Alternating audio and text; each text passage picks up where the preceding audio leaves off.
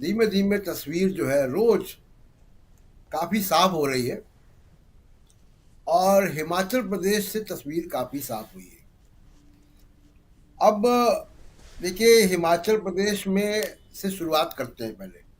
फिर अखिलेश यादव का भी मामला है, तमाम और बातें। मध्य प्रदेश में अमित शाह ने जो कहा है, मेरे पास तक आते आते फाइल काफी मोटी हो जाती है। जी। जी बिल्कुल। तो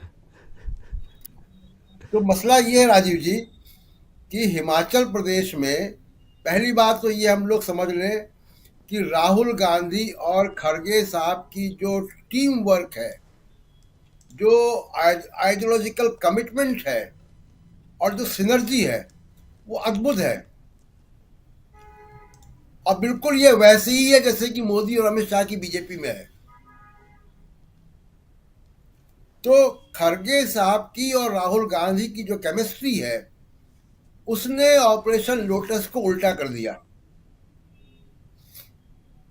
और डीके शिव कुमार को आप सोचिए कि 5 घंटे, 4.5 5 घंटे की फ्लाइट होगी बंगलोर से हिमाचल प्रदेश तक की।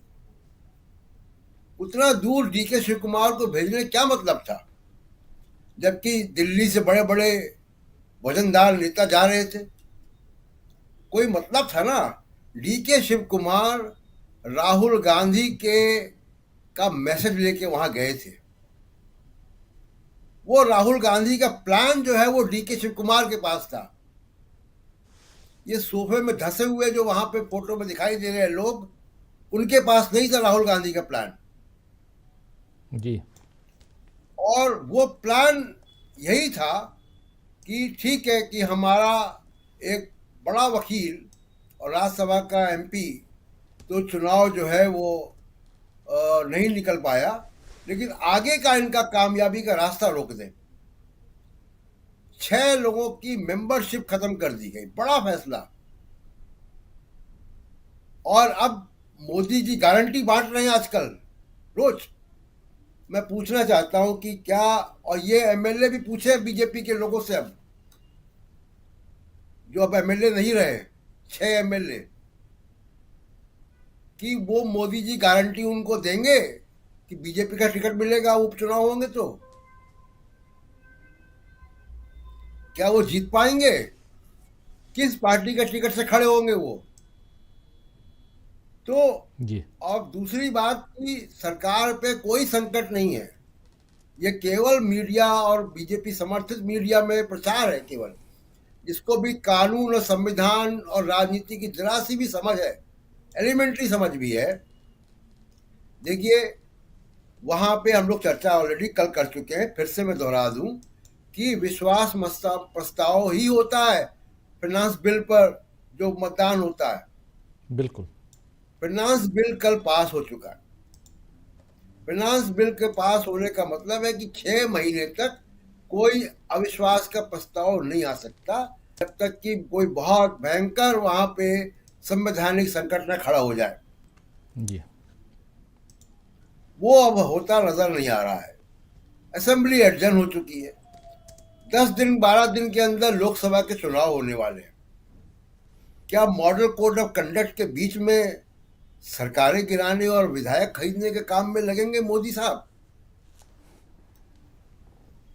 ये जरा सोचने वाली बात है।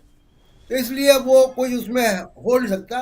अब ये 6 एमएलए जो है, ये बहुत बड़ा सबक है कि अब इस तरीके की कार्रवाई अगले किसी राज्य में होती है तो ये 6 एमएलए की तस्वीर लोगों के दिमाग में आएगी कि ये अभागे हो गए, इनके पास कोई पॉलिटिकल पार्टी नहीं है, इनका कोई राजनीतिक भविष्य नहीं है। हो जी। सकता है क्रॉस वोटिंग के लिए उनको पैसे मिल गए हो। कितना दिन चलेंगे वो पैसे? कितने मकान खरीद लेंगे? कितनी गाड़ियां खरीद लेंगे? इन 6 लोगों का राजनीतिक भविष्य खत्म हो गया। अब इस तरीके के प्रयोग और जगह करा के देख लें।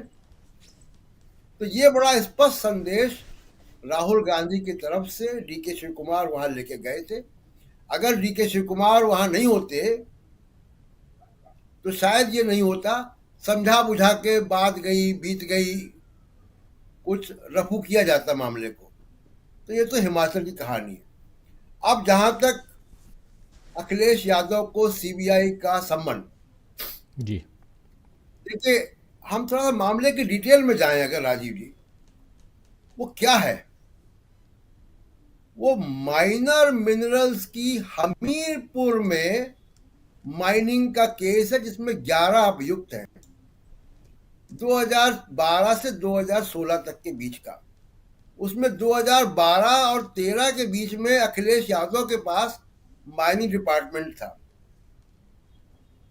उसमें अखिलेश यादव एक्यूज नहीं है, सीबीआई ने उनको गवाह के तौर पर बुलाया है,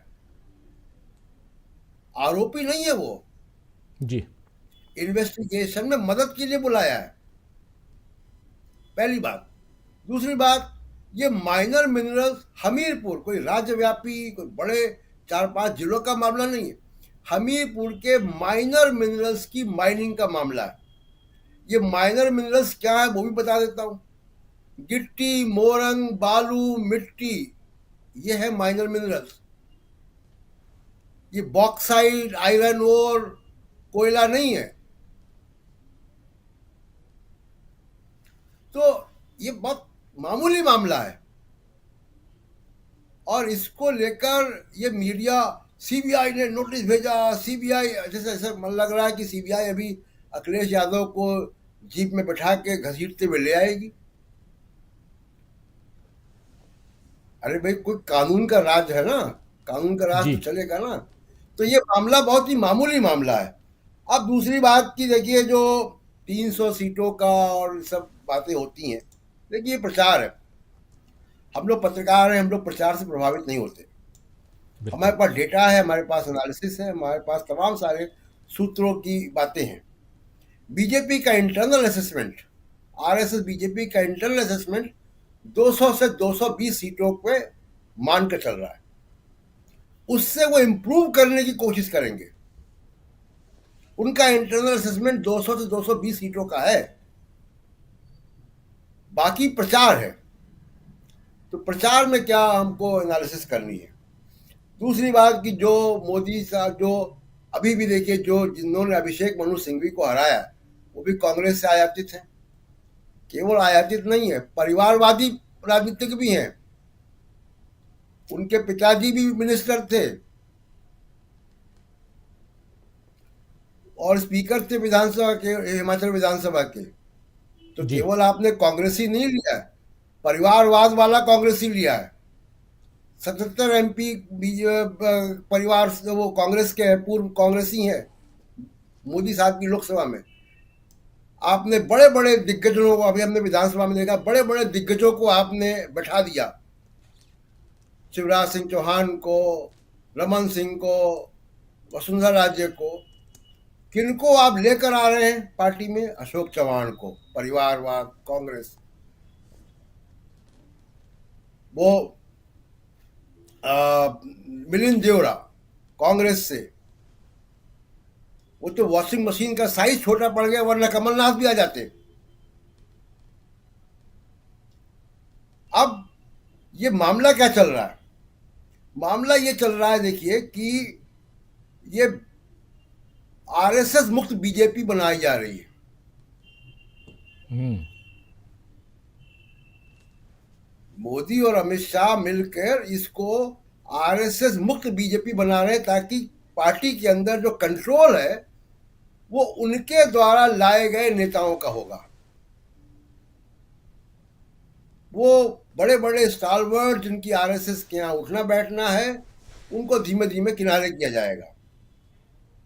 ये पूरा एक, मुझे इसकी पूरी, अगर आप सारे तार जोड़ें कि किनको राज्यसभा का टिकट दिया गया, किनको किनारे लगाया गया, किनको ज्वाइन करवाया जा रहा है, और अमित शाह क्या कह रहे हैं कि जहां कांग्रेसी दिखाई दे पकड़ के ले आओ अपनी पार्टी में। तो ये चल क्या रहा है?